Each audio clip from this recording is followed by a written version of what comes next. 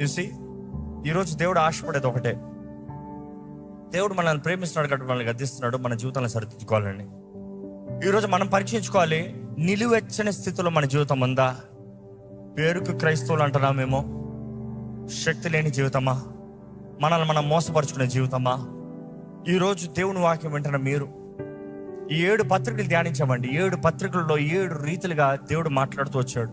ఈ చివరి సంఘానికి చూసినప్పుడు, లౌకిక సంఘానికి నువ్వు నిలువెచ్చిన స్థితిలో ఉన్నావు, నిన్ను ఉంబు వేస్తానంటూ వార్నింగ్ ఇస్తున్నాడు. కానీ ఆ సంఘంతో దేవుడు నిలిచిన వారికి ఏం వాగ్దానం చేస్తున్నాడు చివరి చదువుతామండి. నేను జయించి నా తండ్రితో కూడా ఆయన సింహాసనముందు కూర్చుండి ఉన్న ప్రకారము జయించు వానిని నాతో కూడా నా సింహాసనముందు కూర్చుండనిచ్చేదను.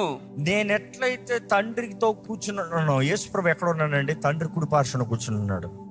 యేసుప్రభు అంటున్నాడు, అదే రీతిగా నిలిచిన వాడు, జయించిన వాడికి నా పక్కన కూర్చుంటానికి అనుమతినిస్తా. ఎప్పుడు? ఎక్కడ? 1000 ఏళ్ల పరిపాలన.